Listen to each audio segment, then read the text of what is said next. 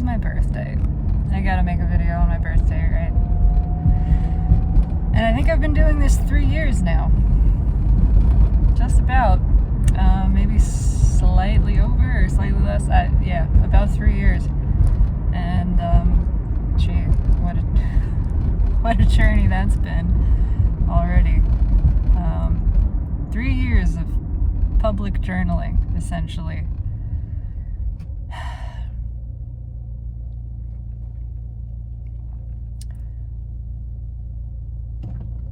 I don't know exactly what I want to say. I'm trying to feel into it. It doesn't really have anything to do with my birthday. I just figured, that's going on. Actually, I had a bit of a breakdown last night, which was wonderful. It was much needed. I just needed to feel without restriction, without inhibition, to just let stuff through. And to stop trying to understand this. It does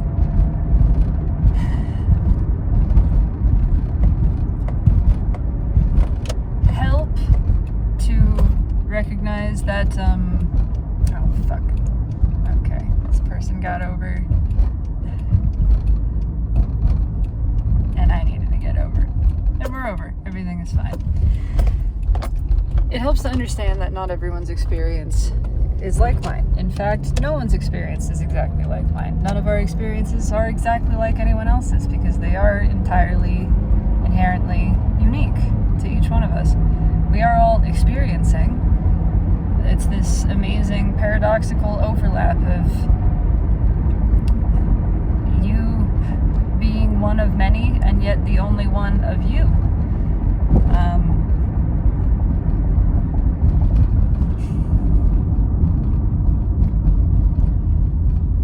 It's been a long time working to trust that my experience is valid and that it doesn't need to be different than it is.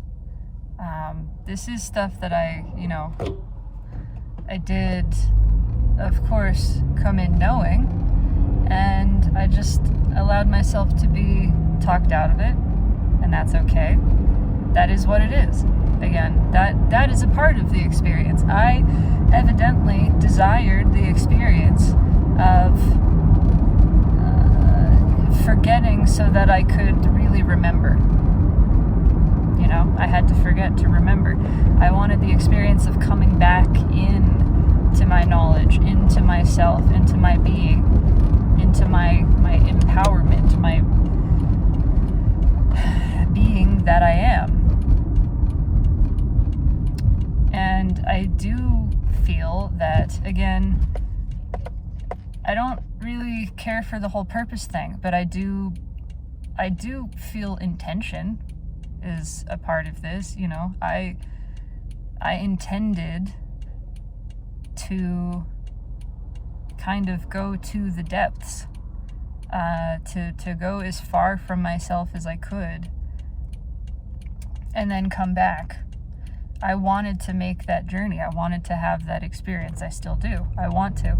And I do think a part of that is wanting to be able to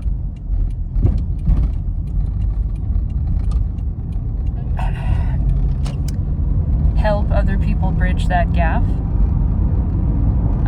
To take that journey so that others who, not just so that others could have it be a little bit shorter or a little bit less treacherous feeling. I wanted the experience, point blank, plain and simple. I wanted the experience. I wanted to go to hell and find my way back. I wanted to realize heaven and hell is one and the same. I wanted to have firsthand experience of the power of perspective, which ultimately is like my power. That's it, is to find the place that feels relaxed and open. How do I open? I find the perspective that allows me to relax. there are infinite perspectives with an infinite variation in, how much resistance is there. And I wanted to try them all on, and I wanted to find the one that was the densest and the tightest squeeze, and work my way from there back to the place of most openness and expansion, because that's a unique experience. That there's a great deal of clarity in feeling the intensity of contrast between powerful resistance and powerful openness, powerful acceptance. That is a great deal of contrast, and that lends a great deal of clarity. That is just a unique experience that I want to have. And so at least accepting that about myself helps me to recognize that there is nothing about my journey and my experience here. And again, the journey is not going anywhere. It is the aesthetic journey. It's the journey of experiencing. It's like, of all the things there are to feel, this is the path that I have chosen through feeling, which is endless. But right now, this is where I am. Right now, this is the part that I want to explore. The part of this infinite landscape that I am interested in exploring is the part that lends the quality of extreme resistance to extreme openness. It's intense. And so, it helps to just allow myself to accept that it makes sense to me, it feels right to me. Again, I can't prove this to anyone. But it feels like this is my interest,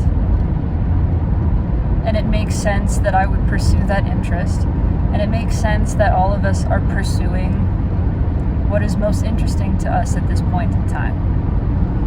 And that really all of those interests dovetail. They do, because they're all interwoven. We are all experiencing together. And it seems quite natural, and like this is again just the way things naturally organize themselves. Everything naturally organizes itself. There doesn't need to be any planning. There isn't any planning, any design. It's quite natural that some of us want to go over here, some of us want to go over there, and just following our natural inclinations and desires and what feels most interesting and most curious and most expansive and most exciting, we naturally organize ourselves in a way that ultimately supports one another. It's symbiotic. We create this natural homeostasis, harmony, symbiotic relationship, and everything in life is always that way. It just is. Again, it just is. This is just, these are the natural laws. These are the principles that simply organize everything. No one designed them. No one made them up. This is the magical, beautiful, miraculous mystery of being, that it just works. It simply works. Because if it didn't, it wouldn't be. I mean... Anyway, sort of what I'm trying to say is I am reaching for, allowing for another layer, another level of acceptance of myself, of the way of my being, the way of my experience, the reality of the body and the brain that I have come forth into to experience as a part of this world. This body is an experience. This mind is an experience. And they are not mistakes. Nothing about them was a mistake. They were deliberate. It's deliberate that the mind that I exist with is the way that it is. That it has been diagnosed as obsessive compulsive. That OCD itself is considered a neurodivergence, that very likely this brain would rank on some sort of spectrum, shall we say, that it's spicy. I think everybody is on the spectrum of neurodivergence. That's what makes it a spectrum, right? It's a broad range. We're all on the spectrum, and the people that we call autistic are just maybe further to one side than the other, but we're all there, and we all have certain traits and whatever. But the way that this brain naturally functions, it's very, very active. It's very, very good at picking up patterns. It's, natural at sort of deducing the engineering of things. It's not brilliant. It's not genius level in that way. Of course, I do believe genius really flows through us, but, it's just...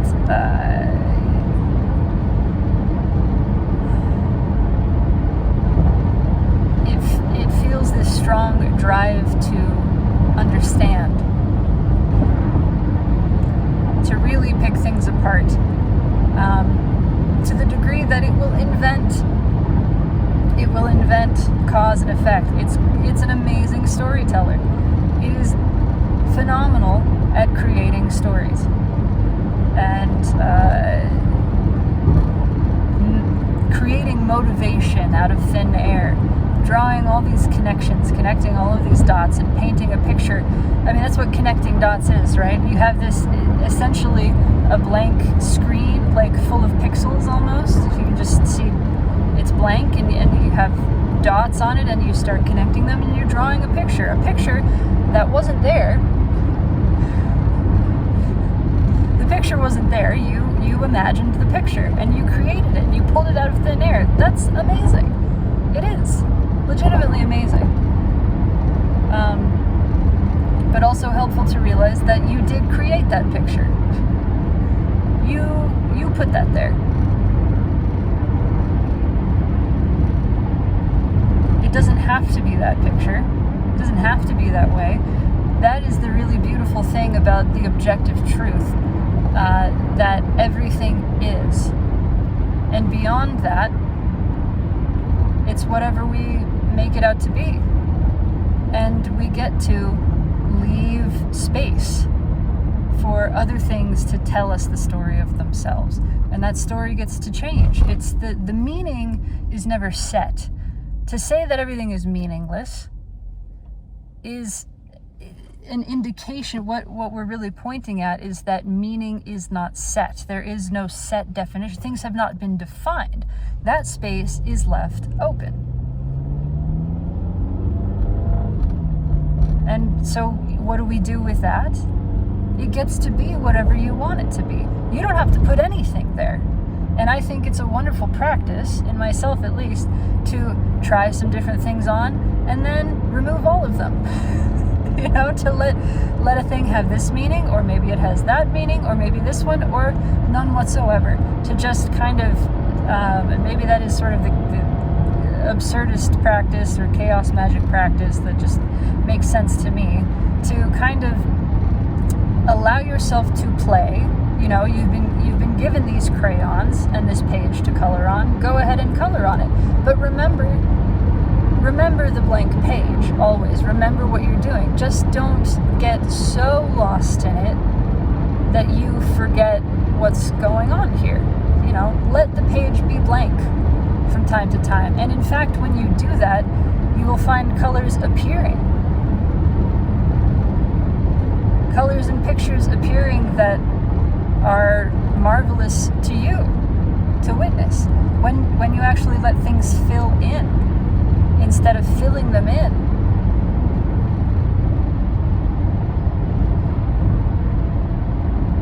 They tend to fill in ways that are delightfully surprising. Because this world is collaborative. It is co-creative. It is there. The happening is happening. The cycles are cycling. All of that has been going on and is going on and continues to go on. Whether we look at it or not, whether we like it or not, whether we try to control it or not. It's, the waves are waving. You don't have to make waves. You don't have to stop waves. You don't have to control waves. Waves are waving. You could just experience the waves. You could just realize yourself as that which is experiencing. You could really realize yourself as experiencing. And realize experience is like its own thing. You didn't put this here. You woke up and it was there. And that's fucking amazing. That is amazing. That is a miracle. All of this is a miracle. That anything is here, we cannot explain that. There is no explaining it. It's just here. And it's alive. It's reactive, it's responsive, it's paying attention, it's listening and responding to us.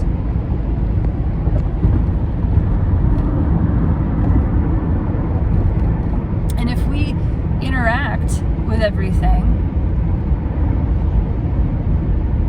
as feeling, as experiencing, as who and what we really are,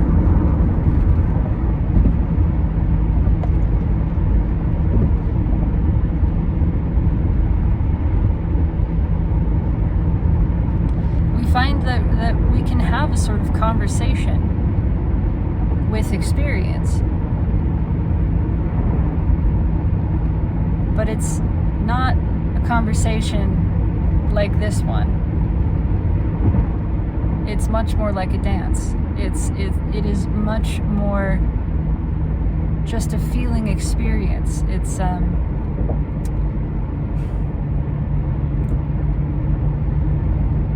dancing, it's music, it's improv, it is the feeling of having a creative partner that knows you and that is listening and just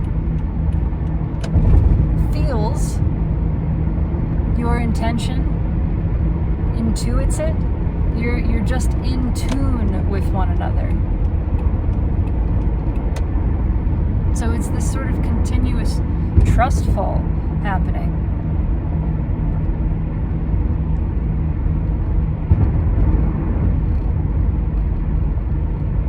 Where you are falling so that you can be caught, so that this can catch you. And in catching you, encourages you to fall again more deeply, more readily, more easily, over and over and over.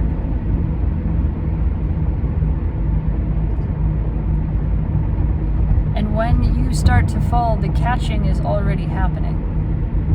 It's there. It can't not be. Falling creates catching, or calls it forth, is maybe a better way to say it. The falling calls forth the catching. There's this continuous call and response, and they feed into one another.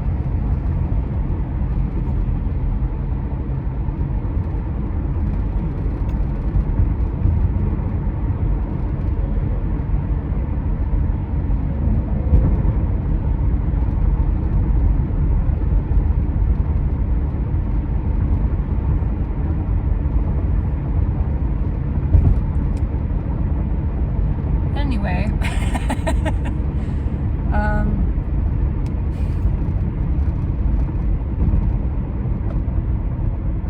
getting back to what I was saying, that I am inviting myself to trust my experience more, to trust my knowing more deeply.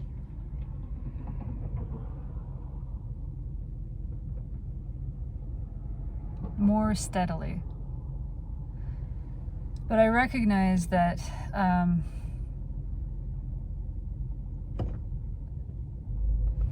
the intensity with which I seem to like feeling things, I don't know if that will level out or not. I think it could go either way. I don't know that I can keep up the intensity of the swing. I would like, and I feel a desire in myself to, I don't know, to find a way, to find the perspective that allows me to dip toes in intensity without feeling maybe quite so sucked into them, into that, riptide. But it's clear that that's something I enjoy. I plunge into the depths of despair in order to feel the contrast between that and not that. Just because it's really just coming back to the surface, coming back to what feels like myself, to relaxation, to openness from the place of tensing. I mean, it's like, if you're giving birth, if you're in labor, the intensity of a contraction is quite a lot of contrast to just not doing that, just a state of relaxation, right? You don't need to be like, totally zen in a spa to feel relaxed. You're feeling the contrast of, oh my God, this squeezing, every pore of me is like trying to push this thing out, and it's just happening. The contrast between that and just not that, just the relaxation, is quite extreme. So just the baseline starts to feel like super relaxed comparatively. And I feel like that's where I am. I don't feel necessarily like I am slinging between the highest of highs and the lowest of lows, but the lows are so low that just coming out of them, just that storm passing through is like, here is good.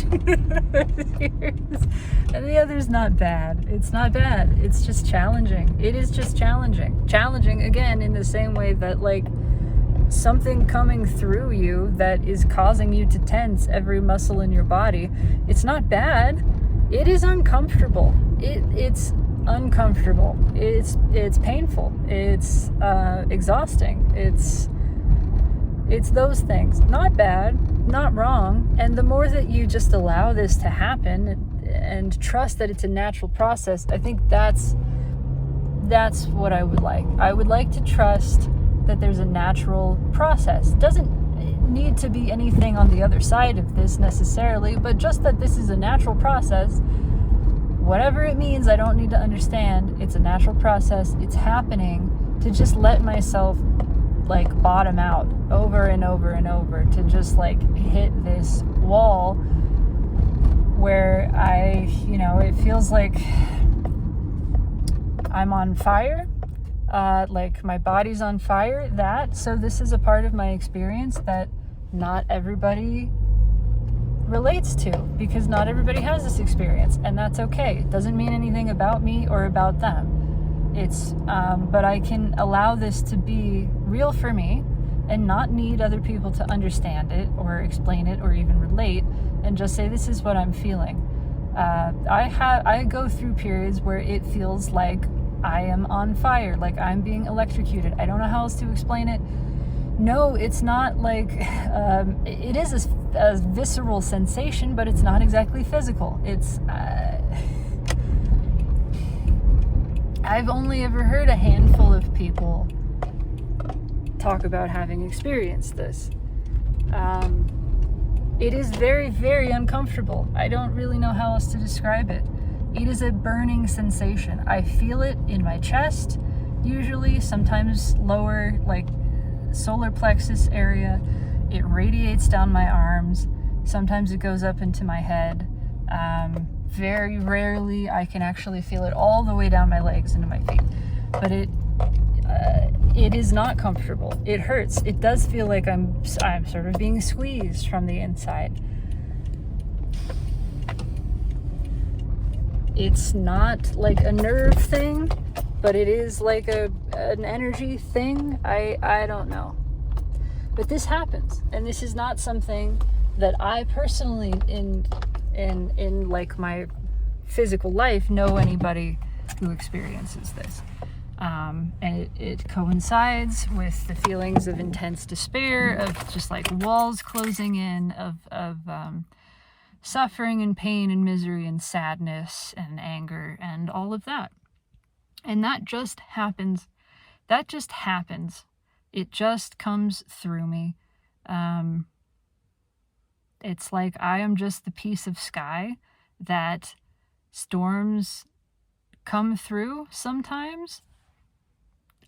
That's just what it is. And to just let it be, to not deny myself the reality of that experience and say that it's wrong, that I'm doing something wrong, and I'm, I'm not spiritual enough, I'm not whatever, like I need to meditate more, I need to blah, blah, blah, because this shouldn't be happening. To just stop with all of that and let it be what it is, and also accept that it's okay if other people don't experience this. It doesn't mean anything about them or me.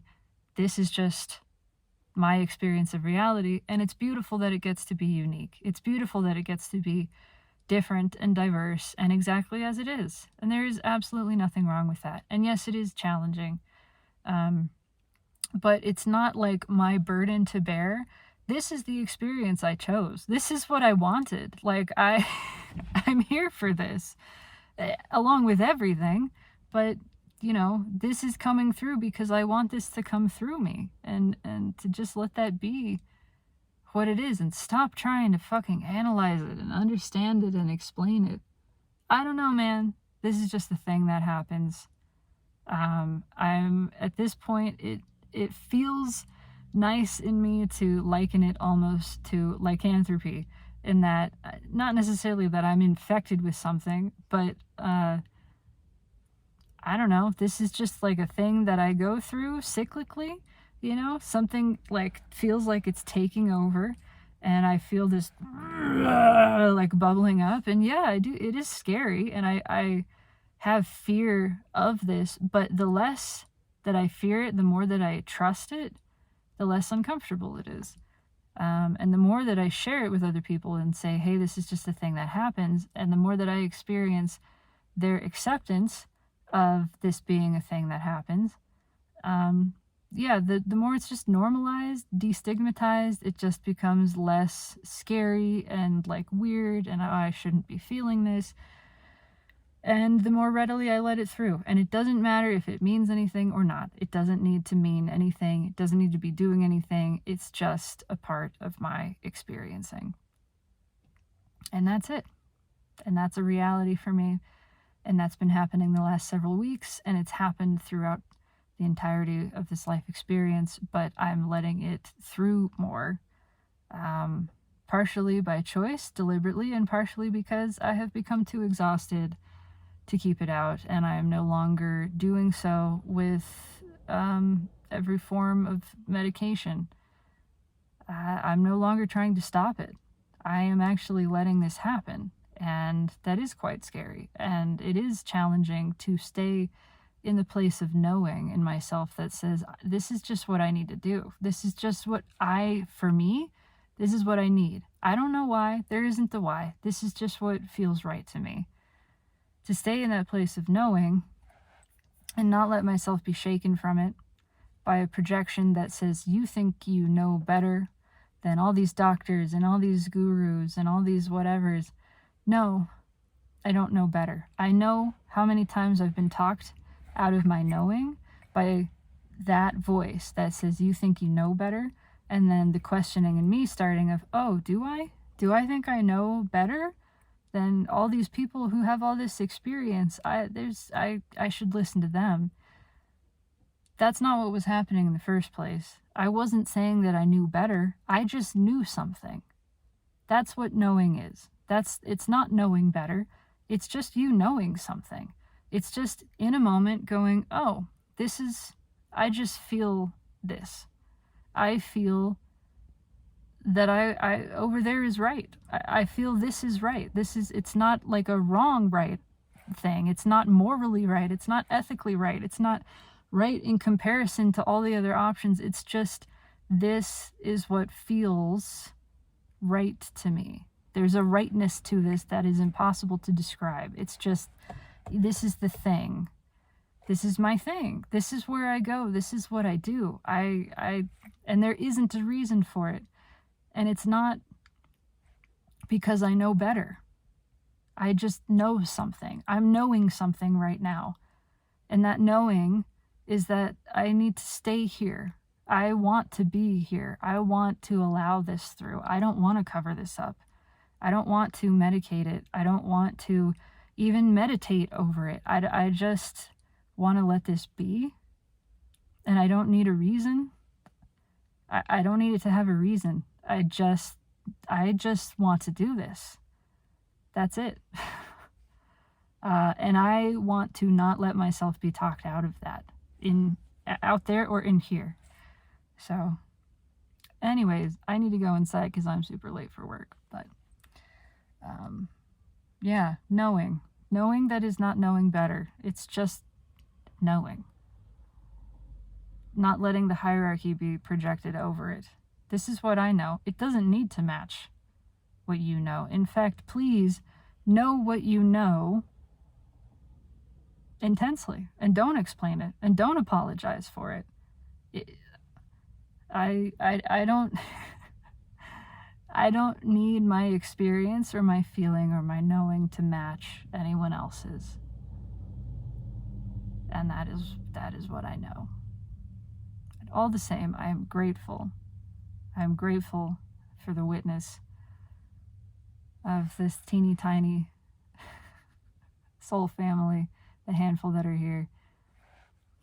You know who you are. Thank you for being here. Thank you for knowing your experience unapologetically, for not necessarily agreeing with me, but all the same sharing and relating and expressing and just being, just standing steadfast in your experiencing, knowing that, beaming that light,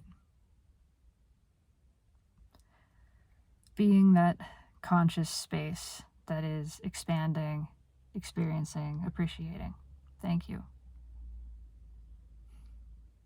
I love you. Take it easy.